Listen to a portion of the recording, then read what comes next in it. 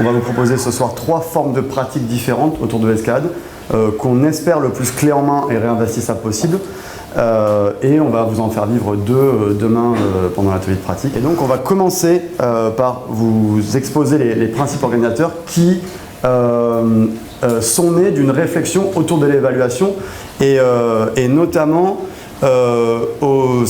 autour de l'idée, au moment où il y a eu la réflexion sur l'évaluation par compétence et la remise en cause de l'évaluation notée, cette réflexion est née autour de l'idée que le problème de l'évaluation, c'est pas tant celui des notes en tant que telles, mais c'est plutôt, plus profondément, le problème du rapport à l'école qui s'instaure à travers l'évaluation.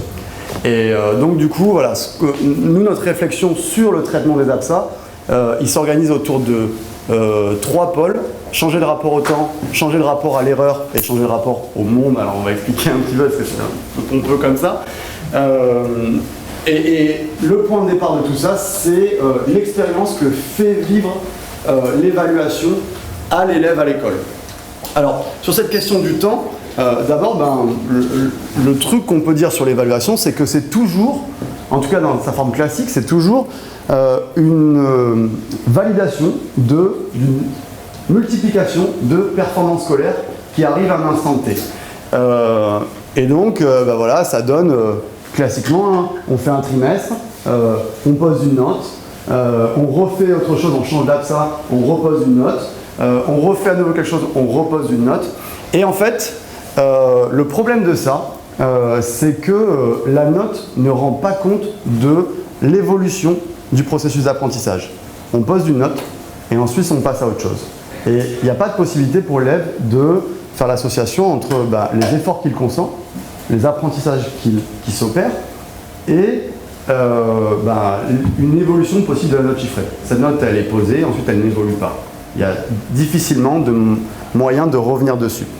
Et du coup, le problème que ça pose, c'est que dans cette succession, ça devient potentiellement un élément d'identité scolaire. L'élève, il intègre petit à petit que non seulement la note, elle peut difficilement évoluer, mais qu'en plus, la note, surtout quand elle est un peu la même, quel que soit le niveau d'effort consenti, en fait, elle nous définit en tant que personne. Voilà, moi, à l'école, je vaux 8, ou je vaux 12, ou si j'ai du bol, je vaux 16. Et donc voilà, ça, du coup, nous, on voulait réinterroger ça, et du coup, on voulait que l'évaluation, elle... tiens, tu peux passer à la diapositive, ça j'y reviendrai. Elle permettent aux élèves de refaire ce lien entre les efforts qu'ils consentent et les résultats qu'ils obtiennent. Et donc concrètement, ce qu'on voulait, c'était une évaluation qui ne tombe plus comme un couperet, mais une évaluation qui accompagne le processus d'apprentissage. Et concrètement, cette évaluation, donc on a appelé une évaluation par capitalisation, on va y revenir. L'idée, c'est que on commence à zéro, tout le monde commence à zéro, et la note évolue en même temps que nous, on apprend. Voilà, c'est ça l'idée de base. Et donc l'idée derrière, c'est de changer le rapport au temps. Le deuxième truc qui va avec, c'est de changer le rapport à l'erreur. Alors là, ce qu'on trouve amusant, si on peut dire, parce que ça n'est pas tant que ça, c'est qu'à l'école, il y a une injonction super paradoxale. Il y a un paradoxe super fort entre le discours qu'on tient tous, de bonne foi, qui est celui-là, n'ayez surtout pas peur de poser des questions, il n'y a pas honte à pas savoir ou à pas savoir faire, vous êtes là pour apprendre, vous n'êtes pas là pour être performant tout de suite, c'est pas grave de se tromper. Et puis, ce que les élèves vivent au quotidien et des expériences qui passent par des petites choses de tous les jours à l'école. Alors si on prend un exemple, l'exemple de la dictée, par exemple, la dictée, on a 20 sur 20 quand on fait un sans faute.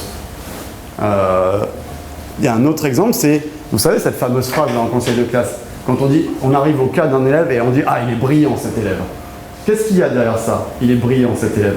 Il y a, en général, cet élève, c'est celui qui lève la main en premier, qui se gourre rarement et qui percute vite. Et donc du coup, à travers cette petite chose, et en fait, si on réfléchit, il y en a partout dans le quotidien de l'élève. Ce que les élèves apprennent, c'est que être bon à l'école, c'est ne pas faire d'erreur. Et ça, c'est complètement paradoxal avec ce que nous, on veut enseigner, enfin ce que nous, vous, tout le monde, je pense, on veut enseigner. C'est que, on le sait tous, hein, au contraire, l'erreur est une part normale et nécessaire du processus d'apprentissage. Or, c'est pas ce que les élèves disent. Du coup, à nouveau, notre évaluation par capsulation, l'idée qu'il y a derrière, c'est que non seulement on part de 0 et on avance progressivement vers le 20, mais il y a aussi cette idée de sécuriser l'erreur. C'est-à-dire l'idée que la note, elle monte à chaque fois qu'on progresse, et par contre, elle ne descend plus jamais.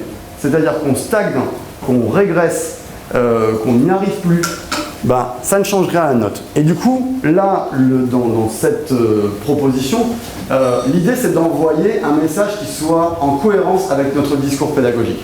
C'est-à-dire que l'évaluation, là, elle dit concrètement, dans cette condition à l'élève, tu peux te tromper autant que tu veux, ça n'a aucun impact sur ta note. Ce que l'évaluation va retenir de ce que tu produis, c'est ce que tu auras réalisé de mieux sur tout le semestre. Donc ça veut dire concrètement que si tu fais ta meilleure prestation en séance 2, ça sera ça qu'on retiendra. Et donc du coup, le message qu'il y a derrière, c'est que du coup, il n'y a plus de risque à rater, il y a tout à gagner, rien à perdre. Et enfin, le dernier truc, je pense, qui nous tient le plus à cœur, c'est pour ça qu'on l'a appelé changer de rapport au monde, parce qu'on n'a pas trouvé d'autre façon de le dire, c'est de changer de référentiel sur ce que ça veut dire être compétent. Alors, pour aller là-dessus, on va prendre un exemple je pense qu'on connaît tous, parce qu'on l'a tous fait. C'est le fameux 5 ateliers, le format pédagogique 5 ateliers en gymnastique, avec l'ATR, tourner en avant, tourner en arrière, roue rondade, et puis un atelier mini-tramp. Voilà, plus ou moins toujours ça, avec des variantes. Si on fait un petit calcul arithmétique, une classe avec des bonnes conditions de travail, on a 25 élèves. Donc 5 élèves par atelier. Si on compte l'échauffement, le temps de se changer, etc., les consignes, on peut dire qu'on a grosso modo 50 minutes de pratique effective sur ce format-là. Donc 10 minutes par atelier. Donc du coup, si vous êtes bon en maths, ça fait 2 minutes par élève. Ouais. Sachant que pour tout apprentissage, et il y a des données assez précises, il faut grosso modo 80-100 essais pour réussir une seule de ces habiletés. Et le pire, c'est même pas ça à la limite. Le pire, c'est que dans ces conditions-là, qui sont absolument pas favorables pour apprendre, il y a des élèves qui y arrivent quand même. Et du coup, ça envoie un message hyper fort et hyper dur aux autres. C'est ce qu'il y a dans la diapo d'après, c'est que, en gros, quand on est l'élève qui n'y arrive pas, on n'a pas d'autre choix que de conclure que, ok, dans la vie, il y a les bons et il y a les mauvais. C'est comme ça. Et que du coup, être bon, c'est réussir vite et c'est réussir facilement. Et donc, du coup, être bon, c'est réservé à une petite élite. Ouais. Et que c'est forcément être meilleur que les autres. Et donc, du coup, ça veut dire que si on ne fait pas partie de cette catégorie-là, alors il faut trouver des solutions par rapport à ça. Et là, on tombe dans ce que Pernod appelle le curriculum caché, c'est-à-dire toutes les stratégies que les élèves apprennent à l'école, à l'insu des profs et à l'insu de l'école. Donc parmi ça, on peut citer, par exemple, empêcher les autres de réussir. D'accord ? Parce que du coup, si je ne peux pas être bon, il ne faut pas que je sois le seul. C'est rabaisser encore plus, se rassurant en se disant qu'il y a toujours pire ailleurs. Vous savez, le fameux syndrome de confession d'intime. À l'émission, on regarde où on se rassure en se disant putain, il y a quand même toujours beaucoup plus dingue que moi. Il y a apprendre à se fabriquer des excuses. Ah mais c'était la raquette qui n'était pas bonne. Il y a apprendre à externaliser ses erreurs. Il y a apprendre à masquer ce qu'on ne sait pas faire. À être toujours le dernier de la file pour éviter à tout prix d'échouer. Il y a apprendre à se réfugier dans ce qu'on sait déjà faire, à passer son temps à faire la démonstration de ce qu'on maîtrise bien, du coup pour ne pas se confronter à ce qu'on ne maîtrise pas. Et du coup voilà, par rapport à ce constat-là, nous l'objectif à travers l'évaluation, c'est aussi de contribuer à une éducation de l'élève qui aille dans le sens de changer de référentiel sur ce que ça veut dire vraiment être bon.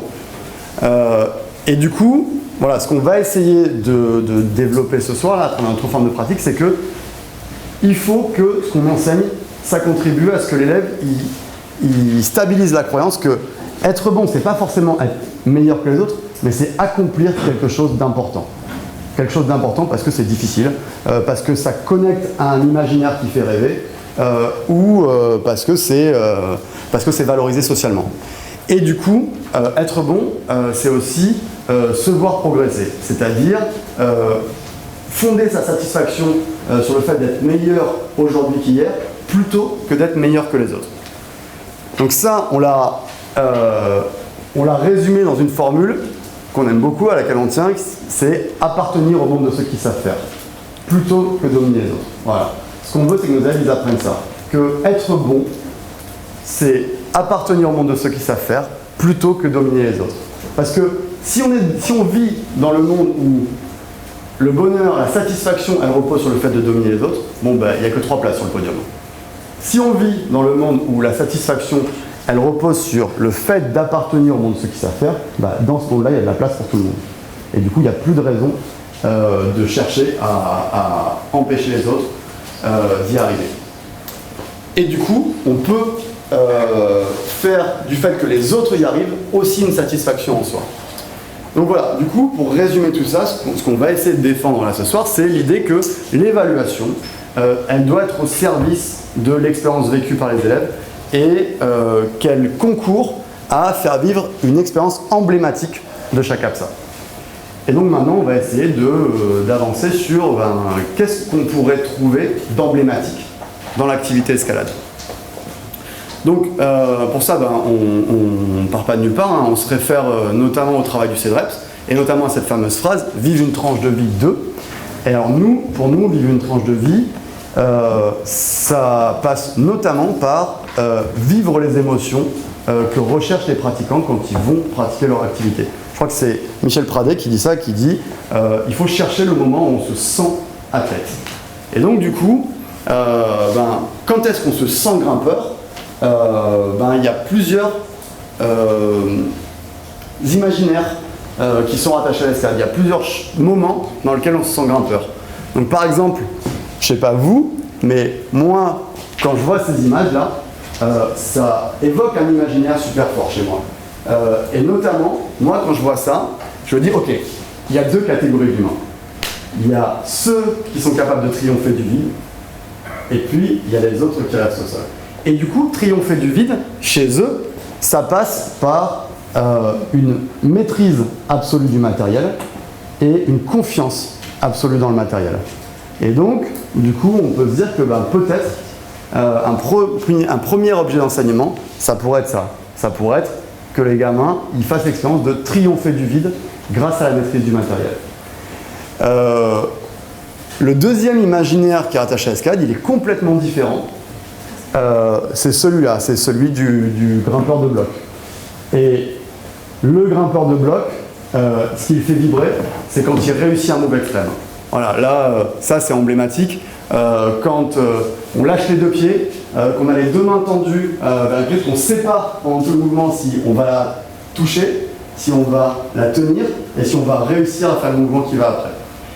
Donc voilà, ce petit frisson-là, ça aussi, ça peut être selon nous ce qui pourrait fonder une autre tranche de vie. Et puis, il y a cette image-là. Et alors là, c'est à nouveau quelque chose d'autre. Moi, ce que j'y vois ici, c'est l'idée d'aventure. C'est l'idée d'être très haut et très loin dans un milieu qui est beaucoup plus fort que soi.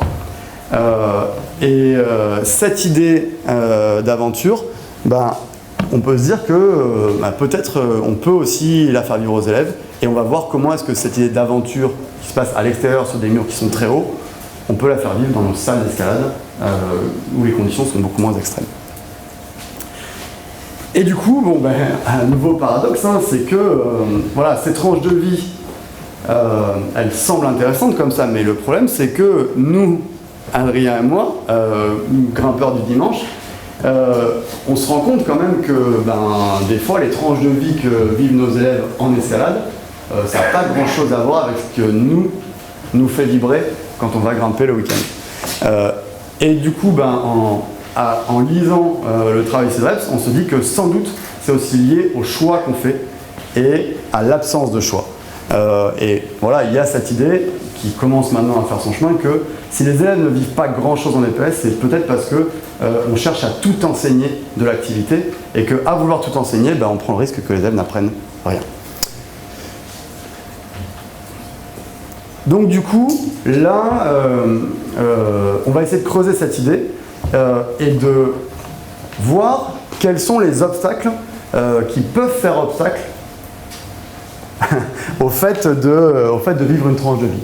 Et ce qu'on pense, c'est que en escalade, en tout cas en particulier, c'est beaucoup lié à je sais pas comment le dire, des mythes, on appelait ça des mythes, des dogmes, en fait, des choses qu'on applique comme étant des évidences, comme étant la culture de l'activité à respecter absolument, alors que souvent ce ne sont que des traits de surface qu'on compile et qui n'ont rien à voir avec l'activité réelle des pratiquants. Alors, je vous donne un exemple. L'exemple de l'escalade libre. Alors l'escalade libre, pour ceux qui ne sont pas grimpeurs, c'est c'est la règle éthique qui consiste à s'interdire d'utiliser le matériel pour autre chose que pour la sécurité. Donc on n'a pas le droit d'utiliser le matériel ni pour se reposer, ni pour progresser vers le haut. Et c'est sur la base de cette règle éthique que s'est fait la distinction historique entre l'escalade comme activité à part entière et l'alpinisme. Et alors ça, c'est un truc qui est complètement rentré dans les mœurs. Dans nos têtes, il n'y a d'escalade que l'escalade libre. Et du coup, ça nous pousse, par exemple, à demander à des élèves qui ont 3 séances dans les pattes de grimper sans utiliser le matériel, ni pour se reposer, ni pour progresser. Et là, à nouveau, ce qu'on peut dire, c'est qu'il y a injonction paradoxale. C'est que nous, dans notre discours, ce qu'on dit à nos élèves, ça va être « Non, mais vous pouvez faire confiance au matériel, faites confiance au matériel, asseyez-vous dans le baudrier ». Mais ce qu'on leur fait vivre en les jetant tout de suite dans l'escalade libre, très vite dans l'escalade libre, c'est « Ouais, mais quand tu seras en difficulté, le matos ne peut rien pour toi ». Et donc, alors que si vous vous promenez au pied d'une falaise, vous verrez que les enfants de grimpeurs, mais ils passent les 5, 6, 7, 8 premières années de leur vie suspendus au bout d'une corde à juste faire de la balançoire. Ouais. Et nous, donc, ce truc, on expédie ça en 2 séances de apprendre à assurer en 5 ans et c'est parti, escalade libre. Autre paradoxe, c'est que historiquement, avant de passer à l'escalade libre, il y a eu toute une époque où, et d'ailleurs ça existe encore dans l'alpinisme actuel, le matériel fait partie des moyens normaux et nécessaires qu'on utilise pour progresser vers le sommet. Et donc du coup, voilà, notre première forme de pratique, on va la construire autour de un objet d'enseignement unique, c'est celui-là, construire la confiance en le matériel et en l'assureur. On va consacrer une séquence entière à ça, en évacuant complètement l'escalade libre. Alors, du coup, construire la confiance pour conquérir le sommet ensemble, y compris en dévers, parce que ça, on pense que, pour le coup, ça, c'est quelque chose qui fait rêver les élèves. Ce qui les fait rêver quand ils arrivent dans un mur, c'est d'abord le sommet, on va aller là-haut, et puis ensuite, c'est, mais on peut grimper à l'envers comme ça, c'est possible ça? Et du coup, nous, ce qu'on veut, c'est qu'ils aillent au sommet, et ils aillent au sommet, y compris dans le dévers. Et ça va devenir possible grâce à l'aide du matériel et grâce à l'aide de l'assureur. Ce qu'on veut aussi, c'est que, du coup, ils expérimentent le fait que quand on a pris confiance en son matériel, quand on a confiance en son assureur, on peut voler dans le milieu vertical. Ouais. On peut passer de la terreur de « est-ce que je vais chuter ?» à « mais en fait, je peux évoluer dans les 3 dimensions de cet espace qui est nouveau. Je peux chuter vers le bas, je peux chuter en arrière, je peux me déplacer en utilisant la tension de la corde. En fait, la corde, c'est un moyen de conquérir une liberté dans le milieu vertical. Et puis, cette forme de pratique, du coup, elle va rendre absolument nécessaire la place de l'autre. Pas uniquement pour la sécurité, mais aussi parce que l'autre va devenir un moyen pour atteindre des sommets qui ne seraient pas accessibles seuls, en tout cas pas dans l'état des capacités techniques des élèves à ce moment-là. Ensuite, le deuxième paradoxe, c'est de se focaliser sur la difficulté et de vouloir systématiquement faire du à vue. Alors, la question que les collègues, des fois pas spécialistes, nous posent souvent, quand on discute, c'est, ok, comment est-ce que je pourrais faire pour changer mes voies pour le moment de l'évaluation? Et ça, ben, ça se comprend. Ça se comprend parce qu'on est tous d'accord que la définition de l'ESCAD et des APPN en général, c'est s'adapter à un milieu incertain. Et donc du coup, bah, si nos élèves ils répètent toujours la même voie jusqu'à l'évaluation, bon, bah, du coup, c'est plus vraiment une activité d'adaptation. Hein, on est beaucoup à dire, bah, du coup, c'est de la gym verticale. Bah, oui, alors du coup, d'accord, mais du coup, il faut se mettre d'accord sur à quelle forme de pratique de l'escalade on se réfère quand on dit ça. Parce que là, à l'écran, vous avez Alex Negos dans un 9C qui a été décoté 9B+, aujourd'hui. Alex Negos, pour sortir ce 9B+, pour clipper le relais, il a mis 60 jours.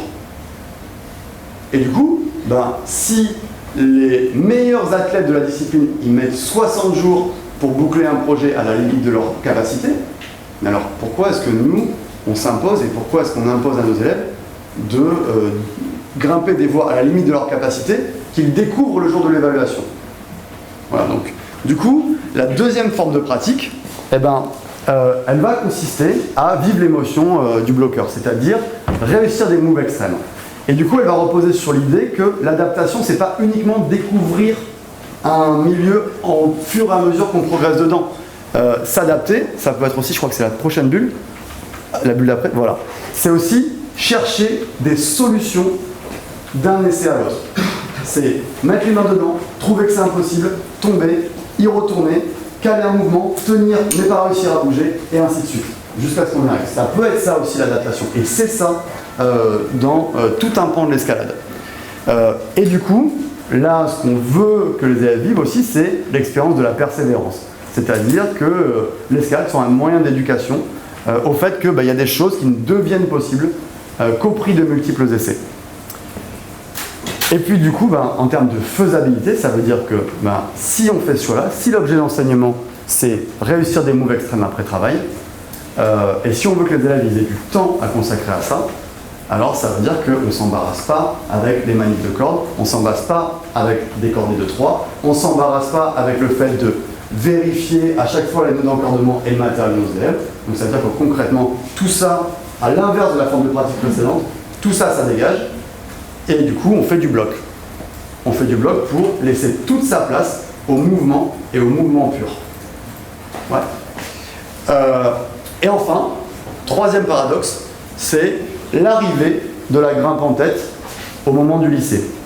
Et en gros, la grimpe en tête dans le parcours de formation d'élèves, elle arrive un peu sur le mode on va faire pareil, c'est-à-dire qu'on va faire des voies de couleur côté, on va le faire en libre, on va le faire en libre si possible à vue, et puis par-dessus ça, on va surrajouter la grimpe en tête. Et donc, ce qu'on voit dans les barèmes, souvent dans les barèmes lycée évaluation bac, c'est barème garçon, pour avoir le max en perte, il faut faire un 6A, et en fonction de si tu cliques bien et si tu assures bien, tu as plus ou moins de pénalité sur le critère assuré en tête. Et du coup, ce qu'on peut se dire sur le ressenti, l'expérience d'un élève qui tombe sur cette fiche d'évaluation, c'est ok, donc du coup, grimper en tête, c'est pareil qu'avant, c'est ce que j'ai fait depuis la 6e, sauf que c'est plus dur, ça fait plus peur, et ça fait perdre des points à l'évaluation. Donc du coup, voilà, nous on questionne ça. Et en fait, ce qu'on voudrait, c'est renverser cette idée-là, et du coup, faire de la grimpe en tête un moyen de conquérir une liberté nouvelle. Que concrètement, la grimpe en tête, ça soit un moyen de partir à l'aventure. Que les élèves, ils vivent l'expérience de, ok, quand tu sais faire ça, tu peux aller te promener sur le mur. Tu peux aller dans des endroits où tu ne pouvais pas aller en moulinette.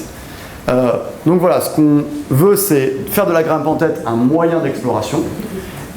Et ce qu'on veut aussi, c'est qu'ils vivent l'expérience de l'engagement. Et là, pour le coup, l'engagement, ça veut dire vivre l'aventure, c'est pour le coup aller se coller dans un milieu inconnu et vivre ce truc de passer au-dessus du point et pas savoir avec quel prix on va se retrouver dans les mains. Et accepter quand même cet engagement-là. Donc voilà, donc on arrive au bout de cette introduction, que je ne sais pas trop longue. Et maintenant, on va rentrer dans le concret, on va vous présenter ces 3 formes de pratique qui en fait se réfèrent à des formes de pratiques sociales. Donc l'artif, et là on va parler de triompher du vide grâce au matériel, le bloc, réussir des mouvements extrêmes, et puis l'aventure que recherchent les grimpeurs de grande poids. Je laisse la main. Donc comme l'a dit Lucas, on va rentrer point par point sur les différentes FPS qu'il a introduites.